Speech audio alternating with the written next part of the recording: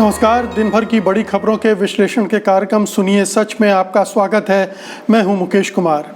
दोस्तों, ऐसे वक्त में जब मेन स्ट्रीम का मीडिया गोदी मीडिया में तब्दील हो गया है तो सत्य हिंदी कोशिश कर रहा है स्वतंत्र एवं निष्पक्ष पत्रकारिता को आगे बढ़ाने की।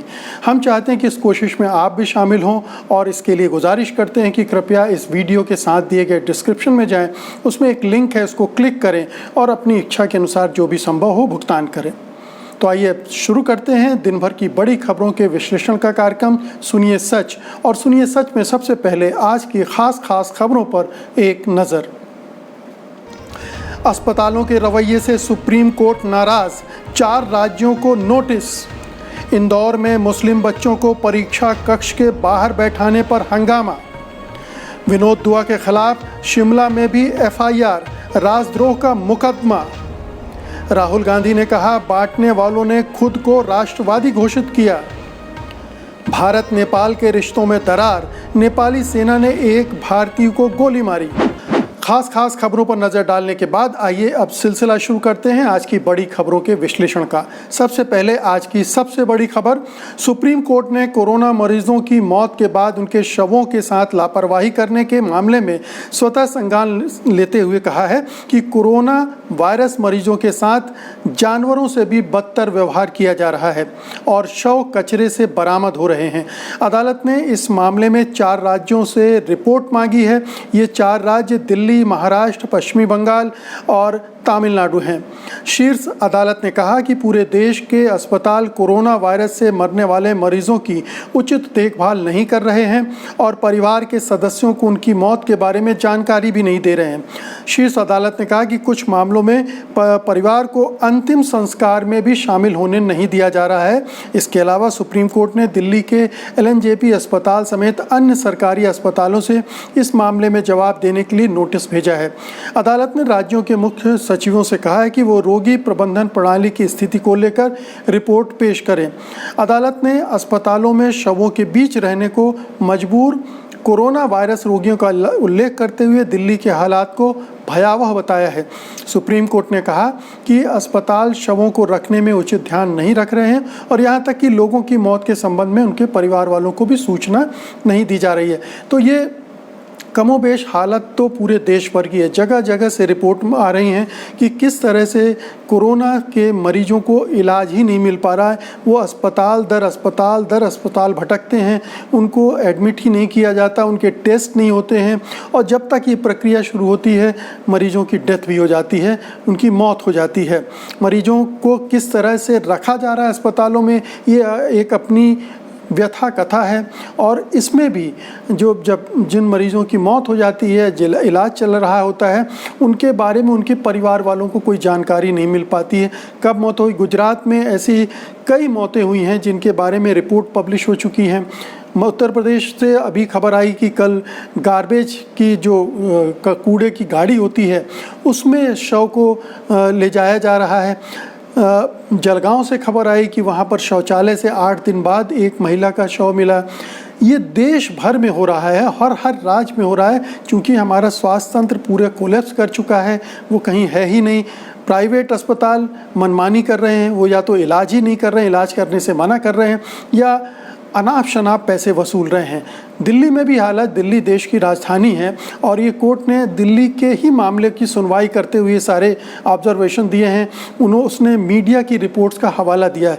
बहुत अच्छी बात है कि सुप्रीम कोर्ट ने बहुत देर से सही लेकिन संज्ञान लेना शुरू किया है और अपनी तरफ से कार्रवाई कर रहा है, निर्देश दे रहा है। अच्छा होता कि ये निर्देश केंद्र सरकार को भी देते। अच्छा होता अगर ये जो 4 राज्य हैं जो कि विपक्ष शासित राज्य ही हैं, उन्हीं भर को नोटिस न जारी किए जाते। उत्तर प्रदेश, बिहार, गुजरात, इन राज्यों को भी नोटिस जाने चाहिए क्योंकि वहाँ भी हालात बहुत बदतर हैं। तो मामला ये है कि पूरे देश में हालत ख़राब है और इस मामले में देखिए मैं आपको कुछ और जानकारियां देता हूं। स्वास्थ्य सेवाओं की जिन बदतर हालत का सुप्रीम कोर्ट ने संज्ञान लिया, उसी का उदाहरण उत्तर प्रदेश के बलरामपुर में भी दिखा, जहां एक व्यक्ति के शव को कूड़े की गाड़ी में डाल दिया गया। व्यक्ति का नाम मोहम्मद अनवर था और वह उत्तर प्रदेश के बलरामपुर के रहने वाले थे। बताया गया कि वहाँ पर एम्बुलेंस भी थी, लेकिन उसके स्टाफ ने कोरोना वायरस के संक्रमण के डर से शव को छूने से मना कर दिया। हालांकि इस बात का पता नहीं चला कि अनवर को कोरोना था भी या नहीं। इस घटना का वीडियो विचलित करने वाला है। वीडियो में दिख रहा है कि नगर पालिका के 4 कर्मचारी अनवर के शव को उठाकर कूड़े की गाड़ी में डाल रहे हैं। ये उत्तर प्रदेश का मामला है, वहाँ पुलिसकर्मी भी खड़े हैं। इसके अलावा महाराष्ट्र और बंगाल में भी कुछ इसी प्रकार की खबरें आती रही हैं। मध्य प्रदेश से भी खबरें आई हैं, बहुत सारे राज्यों से आई हैं, क्योंकि हम जानते हैं कि राज्य सरकारों का रवैया क्या है, वहाँ की जो स्वास्थ्य तंत्र है उनका हाल क्या है, डॉक्टर नर्स वो किस तरह से इस संग्राम में डटे पड़े हैं, जुटे पड़े हैं, और उनमें से कुछ इन सब चीज़ों से बचना भी चाहते हैं। तो हालात बहुत ख़राब हैं और अच्छी बात है सुप्रीम कोर्ट नोटिस दे रहा है। सारे राज्यों की एक बार चेकअप होना चाहिए, कि हेल्थ टेस्ट होना चाहिए कि किस राज्य ने किस तरह की गड़बड़ियों को दूर किया। तो प्रणाली के प्रबंधन की जो बात की है वो उसका मुख्य बिंदु है। आइए अब अगली खबर का रुख करते हैं, लेकिन उससे पहले मैं आपसे एक बार फिर से गुजारिश करूंगा कि कृपया इस वीडियो के साथ दिए गए डिस्क्रिप्शन में जाइए, उसमें एक लिंक है, इसको क्लिक करें और जो भी संभव हो उसके हिसाब से आप भुगतान करें। मध्य प्रदेश के इंदौर में एक स्कूल में मुस्लिम छात्रों को परीक्षा देने के लिए परीक्षा कक्ष से बाहर बैठाया गया, जिसके बाद मामले ने तूल पकड़ लिया है। इसको लेकर कांग्रेस के विधायक आरिफ मसूद ने मुख्यमंत्री शिवराज सिंह चौहान को पत्र भी लिखा है। दरअसल इंदौर शहर के नवलखा इलाके में बंगाली स्कूल को 12वीं कक्षा का केंद्र बनाया गया, जिसमें अलग अलग स्कूलों के छात्रों को परीक्षाएं देनी थी। यहाँ इस्लामिया करीमिया स्कूल के विद्यार्थियों को भी परीक्षा देनी थी। जब इस्लामिया करीमिया के विद्यार्थी वहाँ पहुँचे तो पहले तो उन्हें केंद्र में घुसने ही नहीं दिया जा रहा था, लेकिन जब विद्यार्थियों ने विरोध प्रदर्शन करने शुरू कर दिए तो फिर उनको परीक्षा हॉल के बाहर बैठाया गया। कहा जा रहा है कि ऐसा इसलिए किया गया क्योंकि मुस्लिमों को कोरोना से जोड़ के दिखाया जा रहा है। लोगों के मन में मुसलमानों को देखकर कोरोना फैलने का विचार आता है। वहीं स्कूल का प्रशासन का कहना है कि ऐसा उन छात्रों के साथ किया गया है जो रेड जोन से आते हैं, लेकिन वहाँ के बाकी लोगों का कहना है कि जो हिंदू बच्चे रेड जोन से आए थे उनको परीक्षा केंद्र में जाने नहीं दिया गया। तो हम ये लगातार इस तरह की रिपोर्टें आ रही हैं कि अस्पतालों में भेदभाव हो रहा है मुसलमानों के साथ, अब परीक्षाओं में बच्चों के साथ भी ये भेदभाव हो रहा है। और मध्य प्रदेश तो कुख्यात है इस तरह के मामलों के लिए। मध्य प्रदेश, उत्तर प्रदेश, जहाँ भी बीजेपी का शासन है वहाँ इस तरह के भेदभाव को आप ज़्यादा उजागर रूप में देख सकते हैं कि ये कितनी घृणित कार्रवाई है उस स्कूल के प्रशासन की। और जो भी इस सब में संलग्न है, राज्य सरकार को इस मामले में तुरंत एक्शन लेना चाहिए, कार्रवाई करनी चाहिए ऐसे स्कूलों के खिलाफ। और जिन्होंने ये फैसला किया था कि उनको अलग बैठाया जाएगा, उनको कक्ष में भी नहीं बैठाया गया, परीक्षा कक्ष में भी नहीं बैठाया गया, उनको बाहर अहाते में बैठा दिया गया। तो ये देखने की बात है कि इतनी गर्मी में उनको इस तरह से ट्रीट किया गया, अलग किया गया, भेदभाव दिखाया गया कि हिंदू अंदर बैठेंगे और मुसलमान बाहर बैठेंगे। ये इस्लामोफोबिया है एक तरह का। अब ये जो उस विद्यालय के प्रशासन है, उसको चलाने वाले लोग हैं, उन्हीं के मन में है या छात्रों के मन में है या पूरे समाज में इस तरह का इस्लामोफोबिया फैला दिया गया है, जिसकी वजह से इस तरह की घटनाएं लगातार बढ़ती जा रही हैं। बहरहाल ये दुर्भाग्यपूर्ण है और ये राजनीतिक नेतृत्व की जिम्मेदारी है कि इस भेदभाव को दूर करें, ये जो दूरियां बढ़ रही हैं उसको पाटें। और आइए अब अगली खबर का रुख करते हैं। वरिष्ठ पत्रकार विनोद दुआ के खिलाफ शिमला में राजद्रोह का मुकदमा दर्ज किया गया। इसके पहले उनके खिलाफ दिल्ली में एक एफआईआर दर्ज की जा चुकी है। ये मुकदमा आईपीसी की धारा 124 से 268, 505 और 501 के तहत दर्ज किया गया। इस मामले में अजय श्याम नाम के व्यक्ति ने शिमला के कुमारसैन पुलिस स्टेशन में शिकायत दी थी। इससे पहले दिल्ली पुलिस ने बीजेपी के प्रवक्ता नवीन कुमार की शिकायत पर दुआ के खिलाफ एफआईआर दर्ज की थी। कुमार ने आरोप लगाया था कि दुआ फेक न्यूज़ फैला रहे हैं और सांप्रदायिक हिंसा के लिए लोगों को भड़का रहे हैं। बुधवार को दिल्ली के साकेत स्थित सेशन कोर्ट ने दुआ को अग्रिम जमानत दे दी थी और गुरुवार को ही दिल्ली हाई कोर्ट ने उनके खिलाफ दर्ज एफआईआर को रोक दिया था और कहा था कि इस पर आगे जांच भी नहीं होनी चाहिए। दुआ ने अपनी प्रतिक्रिया में कहा है कि इस तरह की हरकतें उन्हें परेशान करने और धमकाने के लिए की जा रही हैं। दुआ के खिलाफ दर्ज एफआईआर को लेकर एडिटर्स गिल्ड ऑफ इंडिया ने आपत्ति दर्ज कराई थी।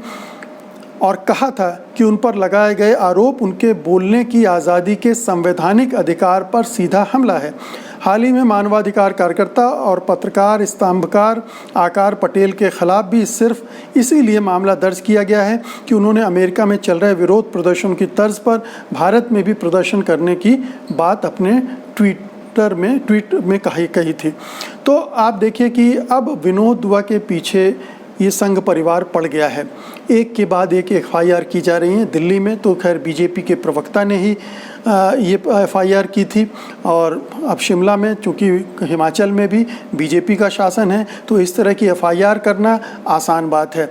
अब जाहिर है कि ये पूरा एक सुनियोजित ढंग से किया जा रहा है। एक ऐसे पत्रकार को दबाने की, धमकाने की कोशिश है जो खुलकर जो भी असहमति है इस सरकार से, इस सरकार की नीतियों से, इस सरकार के नेतृत्व से अपनी जाहिर कर रहा है, और ये उसका लोकतांत्रिक अधिकार है। विनोद दुआ का ये अधिकार है कि वो अपनी बात को सामने रखें, और जो ये अनर्गल आरोप लगाए जा रहे हैं कि सांप्रदायिकता भड़काने की कोशिश कर रहे हैं वगैरह वगैरह, इनमें कोई तथ्य नहीं है। ये विशुद्ध रूप से कोशिश है कि उनको परेशान किया जाए, जैसा कि विनोद दुआ ने भी कहा है। लेकिन जाहिर है कि अब ये अदालत को देखना है कि इस तरह से अगर पत्रकारों के खिलाफ कार्रवाई होगी तो उसका क्या रवैया होगा। अर्णब गोस्वामी के मामले में तो सुप्रीम कोर्ट ने एकदम से सुनवाई करके बिना किसी वक्त जाया किए उनको राहत दे दी थी। उम्मीद कर रहे हैं कि सुप्रीम कोर्ट में विनोद दुआ भी जाएंगे और वहाँ भी उन्हें राहत मिलेगी, और इस तरह की जो कार्रवाई हैं वो आगे नहीं बढ़ेगी। दूसरे पत्रकारों को भी परेशान करने का हौसला मिलता है। ऐसे में इस तरह के लोगों को जो भी नापसंद होगा उनके खिलाफ एक एफआईआर दर्ज कर दी जाएगी, बीजेपी शासित राज्यों में आसानी से हो जाएगी, और फिर उनको दौड़ भाग करनी पड़ेगी, कोर्ट कचहरी करनी पड़ेगी। तो ये बड़ा दुर्भाग्यपूर्ण है। इसे किसी भी सूरत में तुरंत रोका जाना चाहिए, चाहे वो पत्रकार हों या दूसरे लोग हों, उनको खिलाफ इस तरह के जो परेशान करने वाले काम किए जा रहे हैं, हथकंडे आजमाए जा रहे हैं, उनको रोका जाना चाहिए। अगली खबर की तरफ बढ़ते हैं। कांग्रेस नेता राहुल गांधी ने शुक्रवार को एक बार फिर से असहिष्णुता और चीन का मुद्दा उठाया। राहुल ने पूर्व अमेरिकी राजदूत और विदेशी मुद्दों के जानकार प्रोफेसर निकोलस बर्न्स से बातचीत में अमेरिका में नस्लवाद के खिलाफ चल रहे प्रदर्शनों की तुलना भारत के माहौल से की और कहा कि दोनों देशों में असहिष्णुता बढ़ रही है। राहुल ने कहा, मुझे जो बंटवारा होते हुए दिख रहा है वो दोनों देशों को कमज़ोर करने की स्थिति में ले जा रहा है। जब आप लोगों को जाति या धर्म के आधार पर बांटने लगते हैं तो आप देश की नींव को कमज़ोर कर रहे होते हैं। वर्तमान में जो ऐसा करने में लगे हुए हैं उन्होंने खुद को राष्ट्रवादी घोषित किया हुआ है। राहुल गांधी ने यह भी कहा कि भारत और अमेरिका के संबंध पहले की तरह विविध क्षेत्रों में फैले होने के बजाय रक्षा मामलों तक केंद्रित होते जा रहे हैं। तो राहुल गांधी ने जो सिलसिला चला रखा है, कई विशेषज्ञों से वो बात करते रहे हैं। रघुराज रामन से बात की, राजीव बजाज से बात की, अभिजीत बनर्जी से बात की, और भी विशेषज्ञों से बात कर रहे हैं और भारत की चीज़ों को समझने समझाने की कोशिश कर रहे हैं। ये भी एक कोशिश है। अमेरिकी जो राजदूत रह चुके हैं उनके साथ ये बातचीत बहुत महत्वपूर्ण है, क्योंकि दोनों देश इस समय एक कट्टरपंथी विचारधारा से संचालित हो रहे हैं, प्रभावित हो रहे हैं। एक तरफ ट्रंप है जो लगातार रंग भेद को बढ़ावा दे रहे हैं और वहाँ रंग भेद के खिलाफ एक आंदोलन चल रहा है। हिंदुस्तान में एक नेतृत्व है जो मुस्लिम विरोध को बढ़ावा दे रहा है, अल्पसंख्यकों के विरोध को बढ़ावा दे रहा है, और उसके बरक्स भी एक आंदोलन खड़े होने की कोशिश कर रहा है जिसको कुचल डाला गया है। तो ये दोनों देशों में ये साम्यता दिखती है, समानता दिखती है, लेकिन उन्होंने इसके बाहर भी जाकर इस रिश्ते को भारत और अमेरिका के समझने की कोशिश की।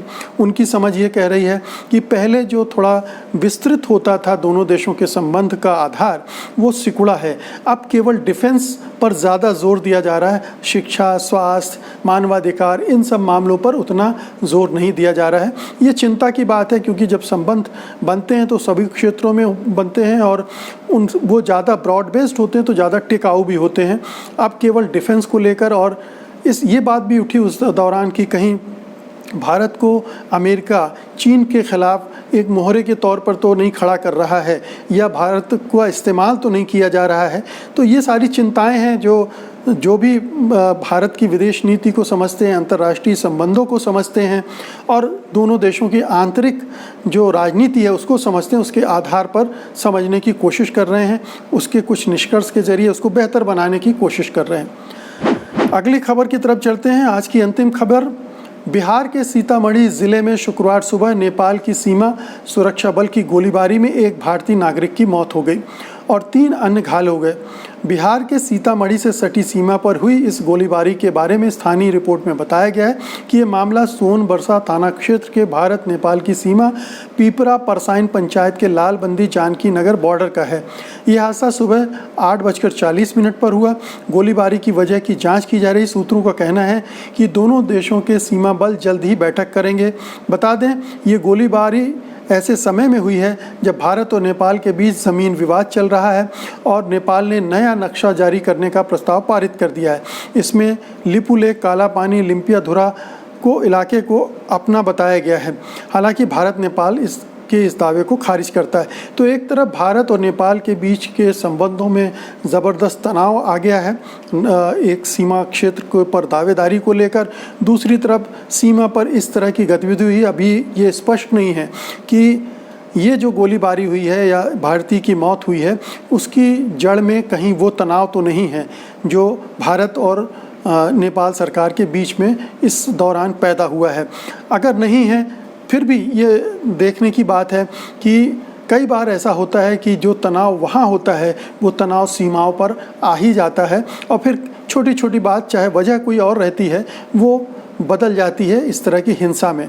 तो ये दोनों देशों के लिए एक चेतावनी भी है ये गोलीबारी कि दोनों देश सावधान हो जाएं, कल को कोई बड़ी घटना ना हो जाए इस वजह से जो तनाव उन दोनों के देशों के बीच में है। नेपाल लगातार कह रहा है कि बातचीत करना चाहिए और भारत सरकार को भी बातचीत के लिए आगे आना चाहिए। बातचीत के ज़रिए तुरंत जितनी जल्दी हो सके इस समस्या का समाधान ढूंढा जाए ताकि भविष्य में और कोई बड़ी हिंसा आकार न ले सके। और अब चलते चलते आपको कोरोना का अपडेट दे दें, ताज़ा तरीन जानकारी आपको ये बता दें कि ब्रिटेन को पछाड़कर भारत अब जो शीर्ष के 4 देश हैं कोरोना से संक्रमित उनमें शामिल हो गया है। बड़ी ही बुरी खबर है, चिंताजनक खबर है। ये खुशी की बात नहीं है कि हम टॉप 4 में आ गए हैं, 4th पोजीशन पर आ गए हैं। जल्द ही हम 3rd पे होंगे और 2nd पे होंगे। 3rd पर आने की संभावना बहुत प्रबल होती जा रही है। तो ये एक सूचक है, संकेतक है, इंडिकेटर है कि हमारी देश में संक्रमण की हालत सुधरने के बजाय बिगड़ती जा रही है। अभी तक एक दिन में सबसे बड़ी उछाल पिछले 24 घंटे में रही है। 11,000 नए मामले आए हैं संक्रमण के। भारत में कुल मामले 2,95,000 से ज़्यादा हो चुके हैं और कुल मौतें 8,498 हो गई हैं। अमेरिका में संक्रमितों की संख्या भी 20 लाख से पार हो गई है। अमेरिका का ये आलम है। ब्राज़ील का भी की हालत बहुत ख़राब है। तो मित्रों, ये थी आज की बड़ी खबरें और उनका विश्लेषण। कल हम फिर हाजिर होंगे कल की बड़ी खबरों को लेकर, उनके विश्लेषण के लिए। आज का कार्यक्रम मुझे लगता है आपको अच्छा लगा होगा। अगर ऐसा है तो कृपया लाइक कीजिएगा, शेयर कीजिएगा और सत्य हिंदी चैनल को सब्सक्राइब कीजिएगा। अब मुझे अनुमति दीजिए। नमस्कार। सत्य हिंदी के और वीडियोस को देखने के लिए हमारे YouTube चैनल को सब्सक्राइब करें और सीधे नोटिफिकेशन पाने के लिए बेल आइकन दबाएं।